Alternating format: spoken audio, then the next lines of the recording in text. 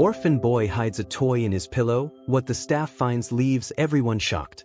The sound of a squeaky wheel echoed down the dimly lit hallway of the St. Agnes orphanage, as a staff member pushed a laundry cart toward the dormitories. The orphanage, though clean and well-maintained, always carried an air of loneliness, a silence punctuated only by the occasional chatter of children or the distant hum of the old radiator. In one of the dorm rooms, a boy named Charlie sat cross-legged on his narrow bed, clutching a well-worn teddy bear. The bear had patches on its fur, a missing button eye, and a faded bow around its neck, but to Charlie, it was perfect. It was the last gift his mother had given him before she passed away, and it was his most treasured possession. The other boys in the room were busy playing card games or chatting, but Charlie was lost in his own world. He had learned early on that attachments could be dangerous in the orphanage. Things had a way of disappearing, especially if someone thought they were valuable. So, Charlie had devised a plan. Every night, before the staff came around to inspect the dorms, he would carefully unzip the side of his pillow, slip the teddy bear inside, and sew it shut with a needle and thread he had found in the sewing room. It wasn't a perfect hiding place, but it was enough to keep his secret safe. One evening, as Charlie worked to tuck the bear into the pillow, he noticed that its once patchy fur was now completely threadbare in places. He frowned, his small fingers brushing over the worn fabric. "Don't worry, Mr. Bear," he whispered. "I'll fix you one day." The sound of approaching footsteps made Charlie freeze. He quickly zipped the pillow shut and slid it under his head, pretending to be asleep as the door creaked open. "Lights out, boys," said Mrs. Harper, one of the senior staff members. She glanced around the room, her sharp eyes scanning for any signs of mischief. Satisfied, she flipped the light switch and closed the door behind her. Charlie let out a quiet breath of relief and turned on his side, clutching the pillow tightly. As he drifted off to sleep, his thoughts wandered to a memory of his mother's voice, soft and soothing as she sang him to sleep. He held onto that memory like a lifeline, the only fragment of warmth in an otherwise cold and uncertain world. The next morning, the boys were woken up early by the shrill whistle of Mr. Edwards, the orphanage's strictest staff member. "Up and in," he barked. "Breakfast is in 10 minutes, and I expect every bed to be made before then." Charlie quickly smoothed out his blanket and fluffed his pillow, careful not to draw attention to it. As he lined up with the other boys to head to the dining hall, he noticed a commotion near the entrance. "Did you hear about the inspection?" whispered one of the older boys to his friend. "What inspection?" the friend asked, looking nervous. "They're going through everyone's stuff today. Apparently, someone's been sneaking food out of the kitchen." Charlie's stomach dropped. An inspection meant that his pillow, and the teddy bear inside it, would likely be discovered. He felt a wave of panic wash over him as he followed the line into the dining hall, his mind racing for a solution. After breakfast, the children were sent outside to play while the staff began the inspection. Charlie lingered near the edge of the playground, watching the dormitory windows anxiously. He thought about sneaking back inside, but the risk of getting caught was too great. As the minutes dragged on, Charlie's anxiety grew. He could picture it all too clearly, Mrs. Harper or Mr. Edwards ripping open his pillow, finding the bear, and taking it away. He clenched his fists, his heart pounding. "Hey, Charlie," said a voice behind him. It was Emma, one of the older girls from the orphanage. She was kind and had a way of noticing when others were upset. "You okay?" Charlie nodded quickly, avoiding her gaze. "Yeah, just thinking." Emma tilted her head, studying him. "You're a terrible liar, you know that?" Charlie sighed, his shoulders slumping. "They're doing inspections. If they find my bear, they'll take it away." Emma's expression softened. "Your bear? The one you're always talking about?" Charlie nodded, his eyes filling with tears. "It's the only thing I have left of my mom." Emma placed a comforting hand on his shoulder. "Don't worry, Charlie. I'll help you. They won't take it." Meanwhile, inside the dormitory, Mrs. Harper was systematically going through each boy's belongings. She checked under beds, inside drawers, and behind curtains, looking for anything out of place. When she reached Charlie's bed, she paused, her sharp eyes narrowing. The pillow seemed unusually lumpy, as if something were stuffed inside it. Mrs. Harper frowned and picked it up, feeling its weight. "Interesting," she muttered, pulling out a pair of scissors to cut it open. But before she could make the first snip, a voice called out from the doorway. "Mrs. Harper!" It was Emma, out of breath and clutching a stack of papers. "Sorry to interrupt, but Mr. Edwards said he needed these reports for the inspection." Mrs. Harper looked up, clearly annoyed. "Can't it wait?" "He said it was urgent," Emma insisted, glancing at the pillow in Mrs. Harper's hands. Her heart raced as she saw the faint outline of the teddy bear inside. Mrs. Harper sighed and set the pillow down. "Fine. Leave them on the desk. I'll deal with it later." Emma nodded and quickly left the room, her hands trembling. She knew she had bought Charlie some time, but it wasn't enough. They needed a better plan. Outside, Emma found Charlie pacing nervously near the swings. "They almost found it," she said quietly. "But I managed to distract her." Charlie's eyes widened. "What do we do now?" Emma thought for a moment before a determined look crossed her face. "We'll have to move it. Tonight, after everyone's asleep, we'll hide it somewhere safer." Charlie hesitated. "What if they find it while I'm moving it?" "We'll figure it out," Emma said firmly. "But we can't leave it where it is." "Trust me, Charlie. We'll keep it safe." That night, long after the lights had gone out and the staff had finished their rounds, Emma crept into Charlie's dorm room. She carried a small flashlight, its beam faint but enough to guide her to his bed. "Charlie," she whispered, shaking his shoulder gently. "It's time." Charlie sat up, clutching the pillow. Together, they tiptoed out of the dormitory and into the storage room at the end of the hall. It was filled with boxes of old clothes, broken furniture, and other forgotten items, an ideal hiding place. Emma helped Charlie cut open the pillow and retrieve the teddy bear. He held it tightly for a moment as if saying goodbye, before placing it inside an old shoebox. "We'll hide it in the back," Emma said, pushing the box behind a stack of crates. "No one will think to look here." Charlie nodded, his relief palpable. "Thank you, Emma." She smiled.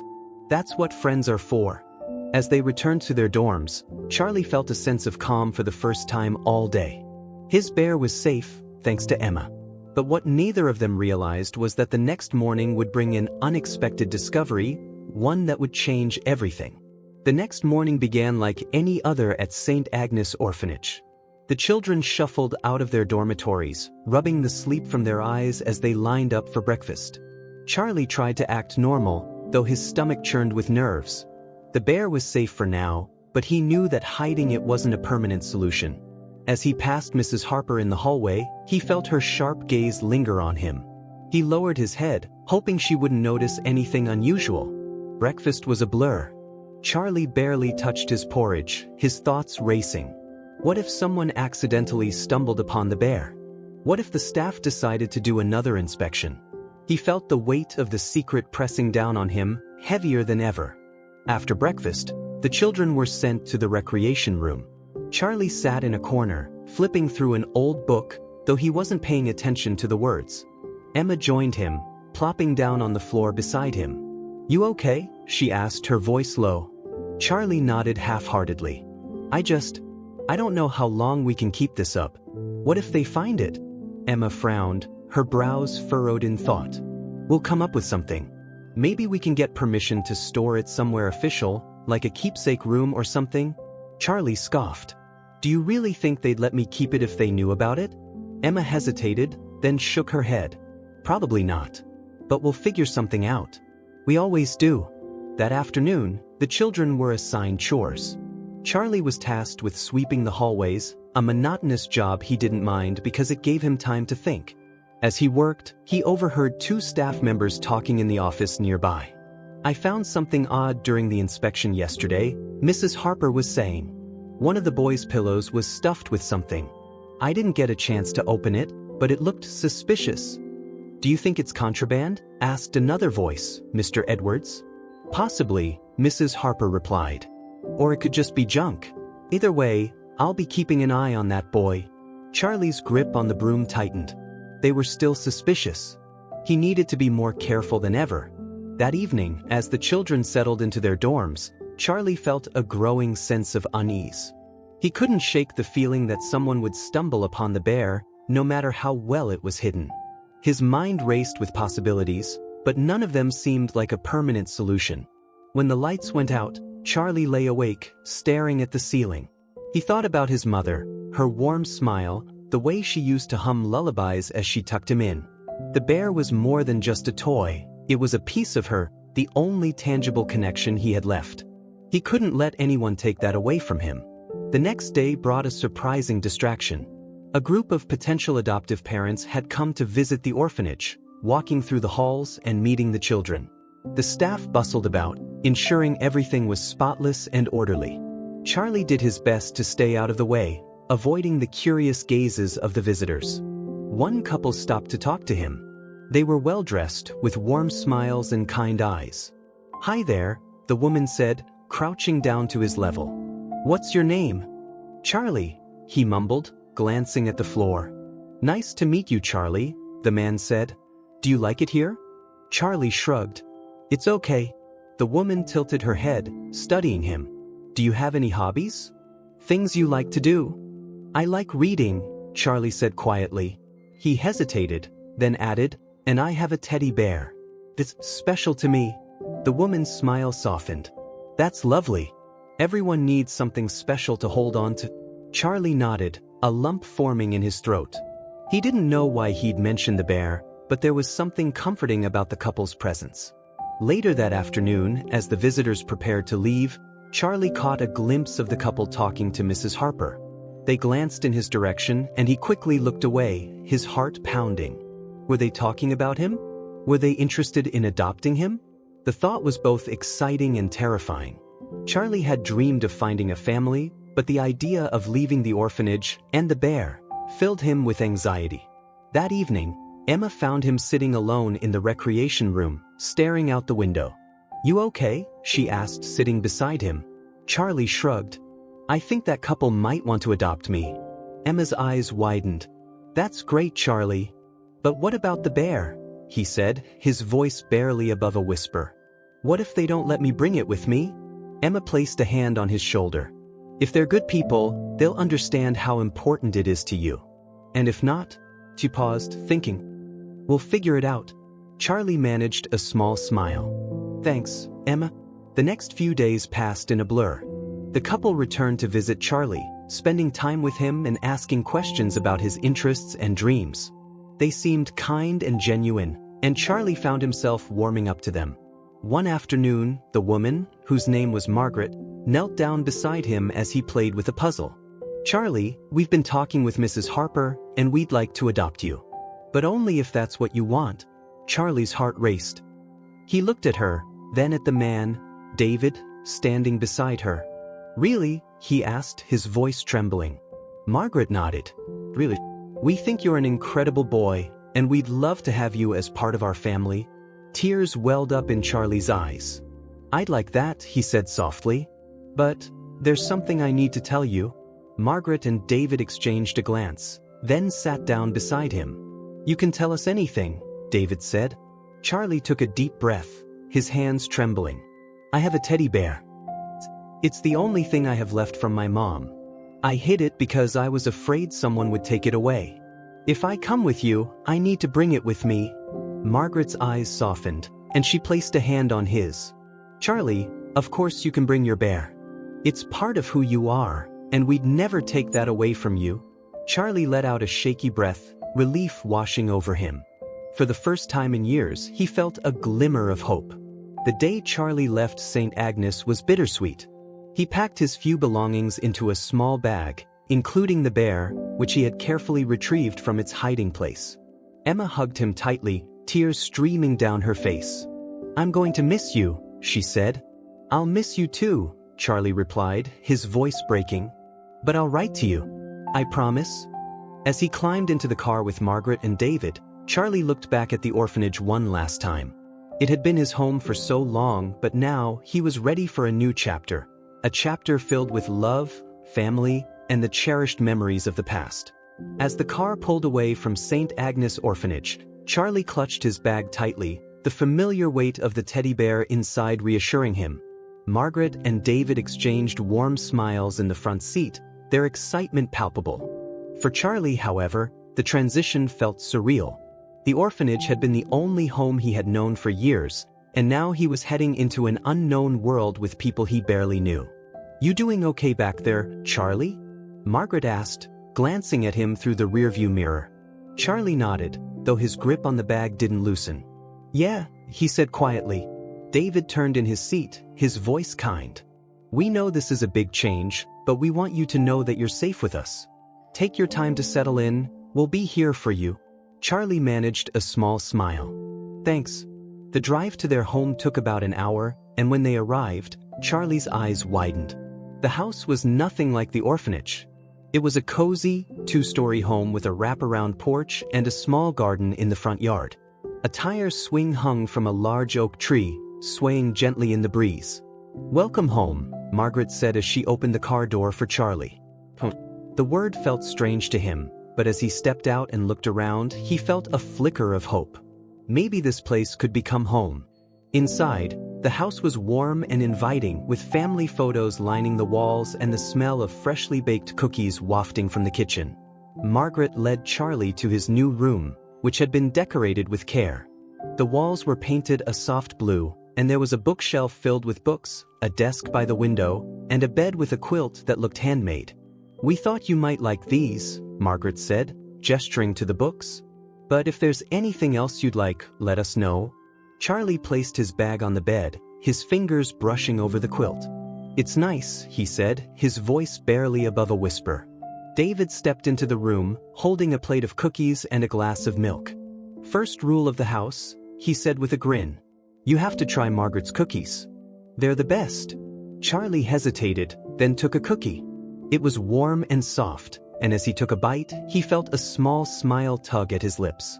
"They're really good," he admitted. Margaret beamed. "I'm glad you like them." Over the next few days, Charlie began to adjust to his new life. Margaret and David were patient and kind, giving him space to settle in while also making an effort to include him in their routines. They played board games after dinner, went for walks in the neighborhood, and even started a small garden in the backyard.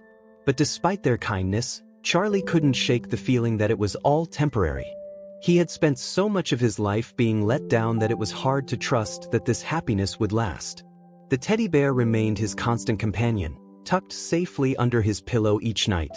One evening, as they sat on the porch watching the sunset, Margaret turned to Charlie. "You know, David and I were talking, and we'd like to take you shopping this weekend. You can pick out some new clothes, maybe some toys or books, whatever you want." Charlie looked at her, his brow furrowed. "But I already have enough." Margaret smiled gently. "Because you're part of our family now, Charlie.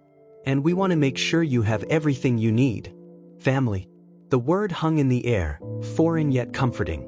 Charlie nodded slowly. "Okay." The shopping trip was overwhelming but exciting. Margaret and David let Charlie take the lead, encouraging him to choose whatever caught his eye. He picked out a few shirts and a new pair of sneakers, but what he lingered on most was a small shelf of art supplies. A sketch pad and a set of colored pencils caught his attention, and Margaret noticed his hesitation. "Do you like to draw?" she asked. Charlie shrugged. "I used to. My mom and I would draw together sometimes." Margaret picked up the sketch pad and pencils, placing them in the cart. Then it settled. "You'll need these." Charlie didn't protest, though his chest tightened at the mention of his mother. He wondered if Margaret and David could ever truly understand how much he missed her. Back at the house, Charlie spent the afternoon in his room, trying out the new art supplies. He sketched quietly, his mind drifting to memories of his mother. She had always encouraged his creativity, telling him that his drawings were like windows into his imagination. As he worked, the lines on the page began to take shape, a familiar face, with kind eyes and a warm smile. It was his mother. Tears blurred Charlie's vision as he finished the sketch. He hadn't drawn her in years, and seeing her face on the page brought a flood of emotions. He placed the sketch carefully on his desk, then reached for the teddy bear. Holding it close, he whispered, "I hope you're proud of me, Mom." That evening, Margaret and David noticed a change in Charlie. He seemed quieter, more introspective, but also more at ease. At dinner, he surprised them by asking, "Did you ever lose someone important to you?" Margaret and David exchanged a glance, their expressions softening. "Yes," Margaret said gently. "My father passed away when I was young." It was hard, but I found ways to remember him and keep him close, even after he was gone. David nodded. And I lost my brother a few years ago. He was my best friend. I miss him every day, but I try to honor his memory by living in a way that would make him proud. Charlie listened intently, their words resonating with him. I miss my mom, he admitted, his voice trembling. Sometimes it feels like I'll forget her if I don't hold on to the bear. Margaret reached across the table, taking his hand. Charlie, you'll never forget her. She's a part of you, in your heart and in the things she taught you. The bear is special because it reminds you of her, but you carry her with you wherever you go. Tears filled Charlie's eyes, but for the first time, they felt like tears of healing. Thank you, he whispered. As the weeks went by, Charlie began to open up more. He shared stories about his mother, his time at the orphanage, and his dreams for the future. Margaret and David encouraged him every step of the way, fostering his creativity and nurturing his confidence. One afternoon, as they worked in the garden, Margaret said, "Charlie, I was thinking, maybe we could create a memory box for your mom. A place to keep the bear and other things that remind you of her." Charlie considered the idea, then nodded. "I'd like that."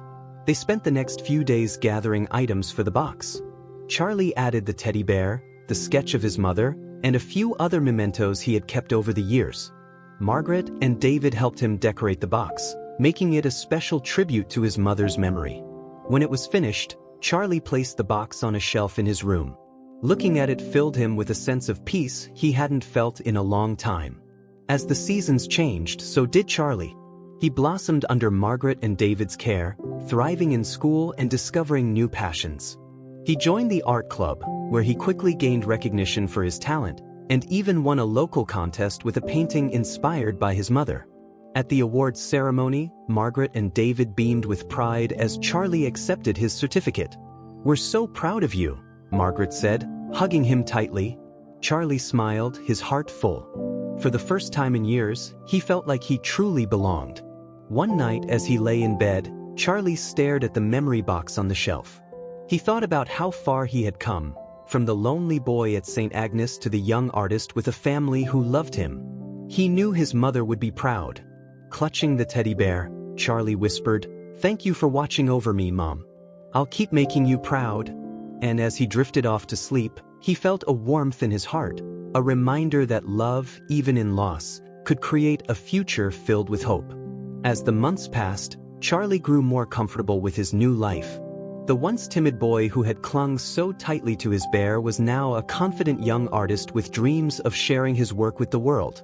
Margaret and David continued to nurture his growth, encouraging him to explore his passions while always reminding him of the importance of balance and kindness. One afternoon, as Charlie worked on a new painting in the backyard, Margaret brought out a glass of lemonade. She watched him for a moment, admiring the way he lost himself in his art. "Charlie," she said, setting the glass down on the table beside him, "I was thinking, there's a community art showcase coming up next month. Would you like to enter one of your pieces?" Charlie paused, his brush hovering over the canvas. "An art showcase?" Margaret nodded. "It's a small event, but a lot of people from the neighborhood and nearby towns come to see the work. I think it would be a great opportunity for you." Charlie hesitated. "Do you really think I'm good enough?" Margaret smiled. "I know you are. Your art has a way of touching people's hearts, Charlie. I think it's time to share that gift with others." Charlie considered her words, then nodded slowly. "But I'll do it." Over the next few weeks, Charlie poured his heart into his painting. He decided to create a piece inspired by his mother, a scene of a mother and child sitting under a tree, their hands intertwined as they watched the sunset. Every brushstroke was deliberate, every color carefully chosen to convey the warmth and love he still felt for her. As the showcase approached, Charlie grew nervous. What if people didn't like his work? What if they didn't understand the story behind it? Margaret and David reassured him, reminding him that art was about expressing himself, not about seeking approval. On the day of the showcase, they helped him carefully transport the painting to the community center. The room was filled with artwork of all kinds, paintings, sculptures, photographs, and Charlie couldn't help but feel a little intimidated. Margaret placed a hand on his shoulder. "You've got this, Charlie. Just be yourself." When the event began, Charlie stood near his painting, answering questions from visitors and explaining the story behind it. Many people stopped to admire the piece, commenting on its emotional depth and vibrant colors. A few even asked if he was selling it, which surprised him. "Sell it?" he asked one woman who had made an offer. "I don't know, it's really special to me." The woman smiled kindly. "I can see that. It's beautiful and it's clear that it comes from the heart. If you ever decide to sell your work, let me know. I'd love to see more of it." As the woman walked away, Charlie turned to Margaret and David, who had been watching from nearby. "People actually like it," he said, his voice tinged with amazement. Margaret beamed. "Of course they do. It's incredible, Charlie." David clapped him on the back. "You've got a gift, kid. Don't ever doubt that." By the end of the showcase, Charlie's painting had won a special recognition award for its emotional impact. The event organizers presented him with a certificate and a small trophy, which he held tightly as they drove home. "Do you think Mom would be proud?" he asked softly as they pulled into the driveway. Margaret turned to him, her eyes gentle. "Charlie, she would be more than proud. She'd be over the moon." David nodded in agreement. "And so are we." Charlie smiled, his heart full. For the first time, he felt like he was truly honoring his mother's memory in a way that extended beyond himself. The recognition from the showcase sparked a series of opportunities for Charlie.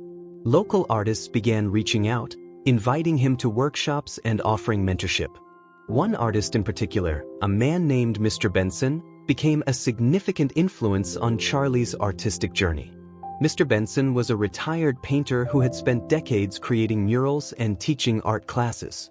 When he saw Charlie's work at the showcase, he knew the boy had potential. "You've got something special," Mr. Benson said when they first met at his studio. "Your work has soul. That's not something you can teach. It comes from within." Charlie blushed at the praise. "Thank you, sir. I just paint what I feel." "That's exactly what you should do," Mr. Benson replied. "Keep painting what you feel, and the rest will follow." Under Mr. Benson's guidance, Charlie began experimenting with new techniques and styles. He learned about composition, texture, and the importance of storytelling in art. The lessons were challenging, but Charlie embraced them, eager to grow. At home, Margaret and David continued to support Charlie's artistic endeavors. They turned the spare room into an art studio, complete with easels, shelves for supplies, and plenty of natural light. It became Charlie's sanctuary, a place where he could lose himself in his creativity. One evening, as he worked on a new piece, Margaret knocked on the door. "Can I come in?" she asked. Charlie nodded. "Sure." She stepped inside, her eyes immediately drawn to the canvas. It was another tribute to his mother, this time showing her holding the teddy bear and smiling down at a young Charlie. "That's beautiful," Margaret said, her voice filled with emotion. "You've captured something so special here." Charlie set down his brush. "I wanted to show how much she means to me. Even though she's gone, I still feel like she's with me." Margaret placed a hand on his shoulder. "She is Charlie. And I think she'd be so proud of the person you're becoming." As the years went by, Charlie's talent and confidence continued to grow. He entered more art competitions, won several awards, and even sold a few pieces to collectors. But no matter how much recognition he received, he never lost sight of his roots or the people who had supported him along the way. One day, as he prepared for his first solo exhibition at a local gallery, he decided to include the original teddy bear in the display. He placed it in a glass case alongside his paintings, with a small plaque explaining its significance. "This bear is more than just a toy," the plaque read. "It's a symbol of love, resilience, and the memories that shape who we are." When the exhibition opened, visitors were moved by Charlie's story.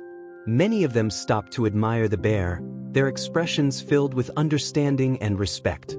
For Charlie, it was a way of sharing not just his art, but his journey. The exhibition was a success, drawing attention from art enthusiasts and critics alike.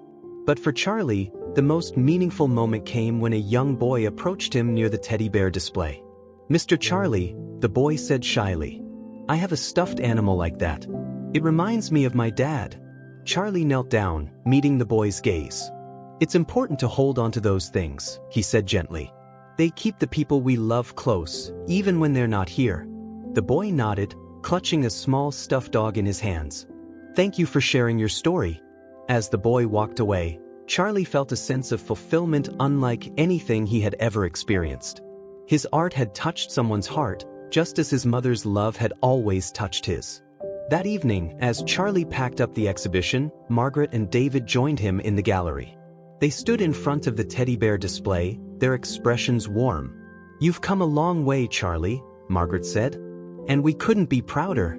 Charlie smiled, his heart full. I couldn't have done it without you. You gave me a family when I needed it most. David placed a hand on his shoulder. You've always had a family, Charlie. We're just lucky to be part of it. As they left the gallery together, Charlie felt a deep sense of gratitude. His journey had been filled with challenges and loss, but it had also been filled with love, resilience, and the strength to keep moving forward. And as he looked up at the night sky, he whispered a quiet thank you to his mother, knowing that she would always be a part of him, no matter where life took him. As Charlie's artistic career continued to grow, so did his sense of purpose. What had once been a way to cope with his grief had become a platform to inspire and connect with others. His art resonated with people from all walks of life, and he began to realize just how much his story meant to those who heard it. But with success came new challenges. Invitations to galleries and exhibitions began pouring in, and balancing his work with his personal life became more difficult. Margaret and David noticed how much pressure Charlie was putting on himself and stepped in to remind him of what truly mattered. One evening, as they sat together in the living room, Margaret spoke up. Charlie, you've been working so hard lately. I think it's time you took a little break. Charlie looked up from his sketchpad, his brow furrowed. A break? But there's so much to do. I have a deadline for the next exhibition, and Mr. Benson wants me to finish the mural for the community center. David leaned forward, his voice calm. You've accomplished so much already, Charlie. It's okay to step back and recharge. You can't pour from an empty cup. Charlie hesitated, then sighed. I guess you're right. I just don't want to let anyone down. Margaret smiled gently. You won't.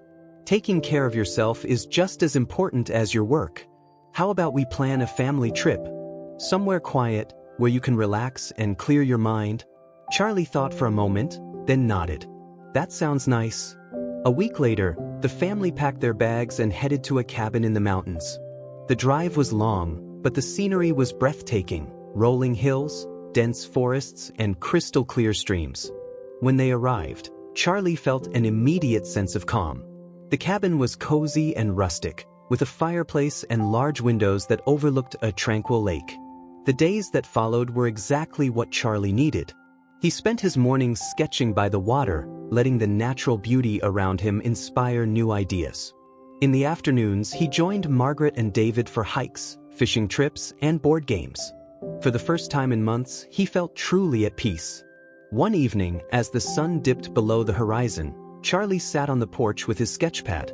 The sky was painted in shades of orange and pink, and the reflection on the lake was mesmerizing. He began to draw, his pencil moving effortlessly across the page.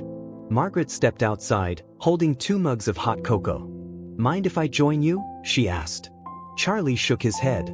Not at all. She handed him a mug and sat beside him, watching as he worked. What are you drawing? Charlie turned the sketchpad toward her, revealing a scene of the cabin and the lake, with the mountains in the background. It's beautiful here, he said. I wanted to capture it. Margaret smiled. You have a gift, Charlie. Not just for art, but for seeing the beauty in the world. Charlie looked down at the sketch, a thoughtful expression on his face. I think I understand now. Why Mom always encouraged me to draw. It's not just about creating something, it's about sharing how you see things. How you feel. Margaret placed a hand on his shoulder. And you do that better than anyone I've ever met. When they returned home, Charlie felt refreshed and ready to take on new projects. He poured his energy into finishing the mural for the community center, a vibrant depiction of the town's history and culture. The mural became a focal point of the center, drawing visitors from neighboring towns and earning Charlie even more recognition. But while his career continued to flourish, Charlie never forgot the people who had supported him along the way.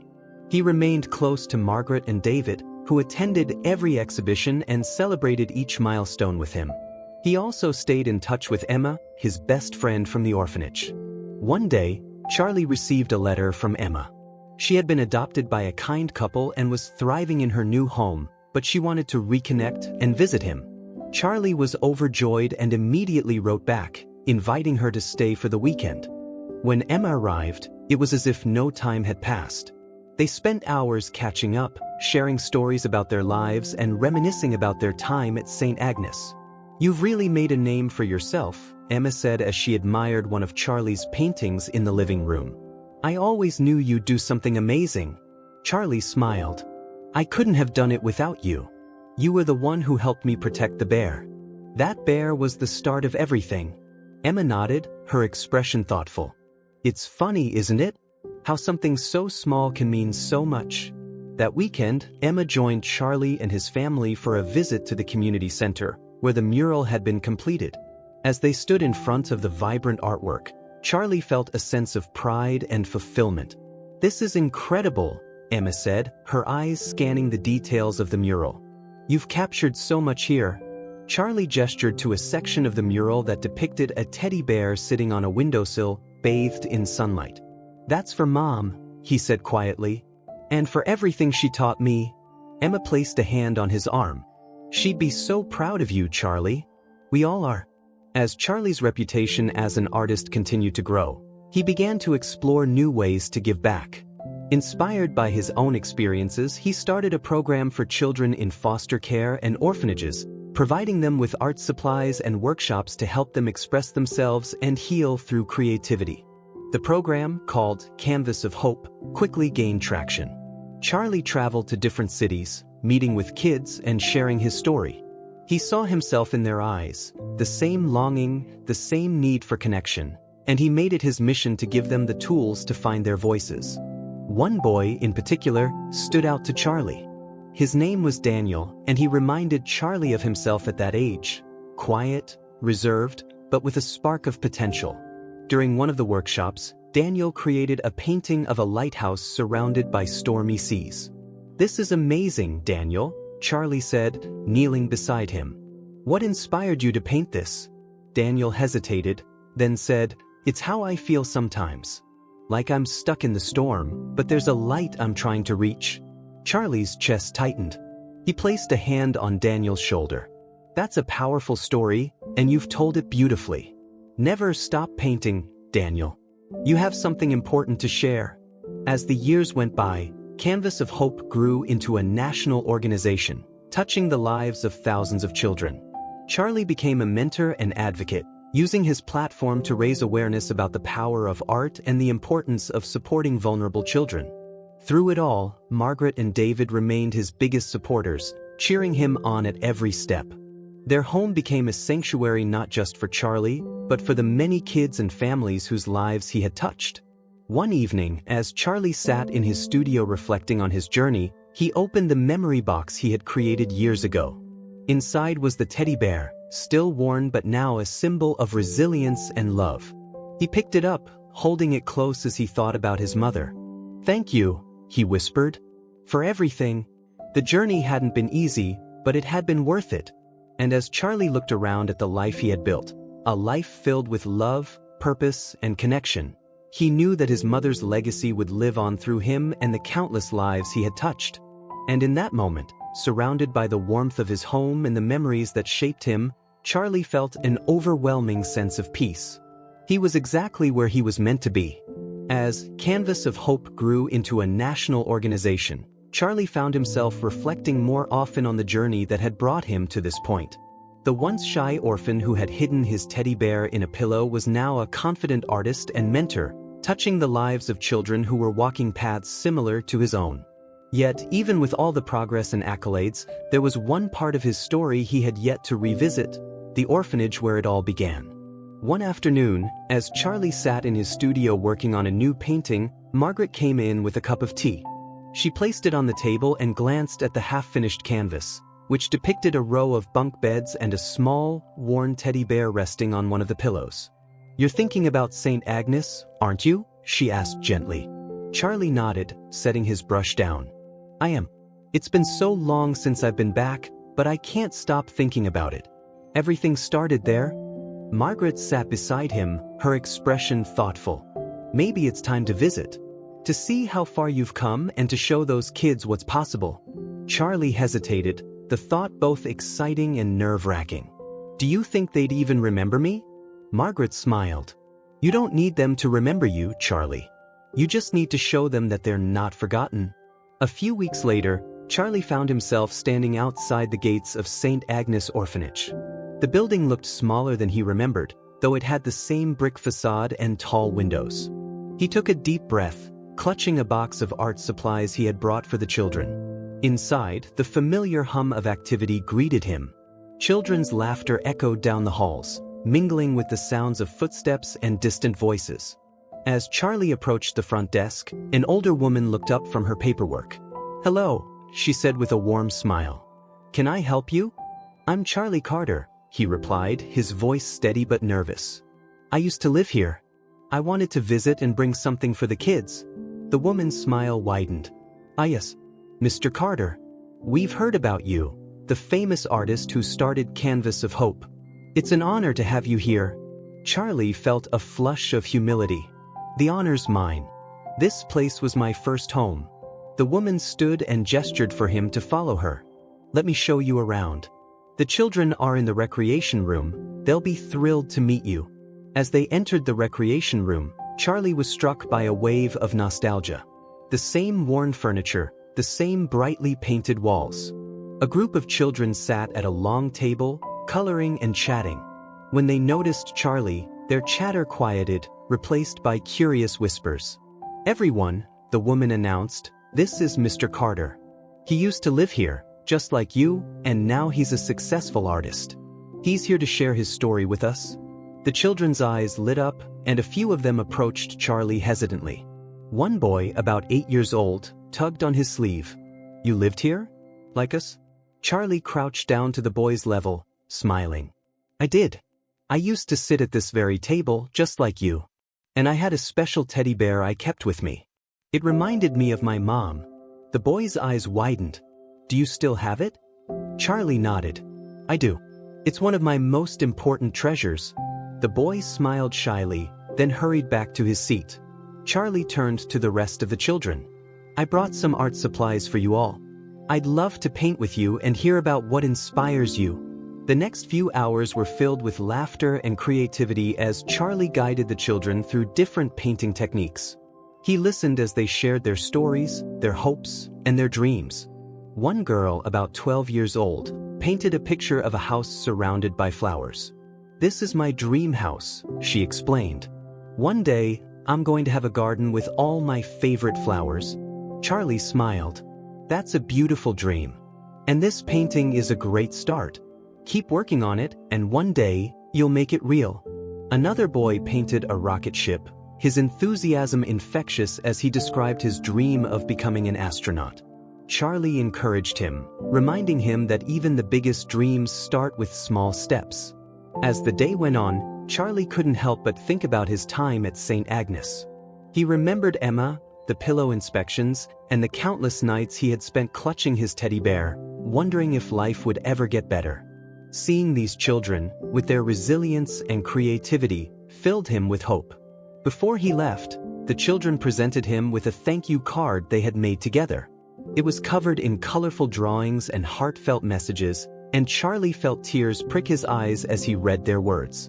You've inspired us, Mr. Carter, one note said.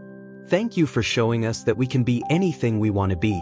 Charlie hugged the card to his chest, his voice thick with emotion. Thank you, he said. You've all inspired me too. When Charlie returned home that evening, he placed the card on his desk and stared at it for a long time.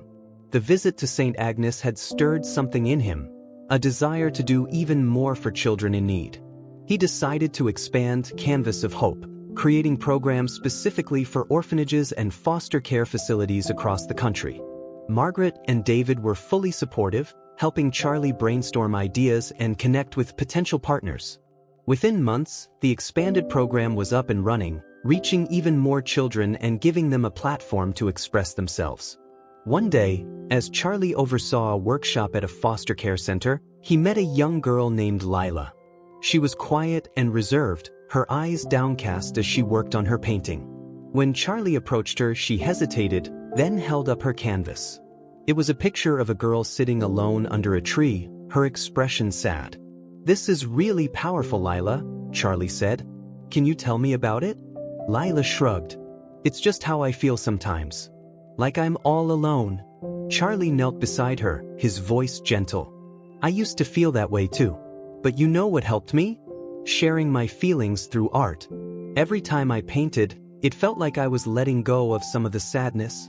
Lila looked at him, her eyes searching his. "Did it work?" Charlie smiled. "Did. And it led me to people who cared about me and helped me find my way. I think your art can do the same for you." Lila nodded, a small spark of hope in her expression. "Maybe I'll keep painting then." Over time, Canvas of Hope became a movement, inspiring artists, educators, and communities to support children through the healing power of creativity. Charlie's journey came full circle when he was invited to speak at a national conference on art and mental health.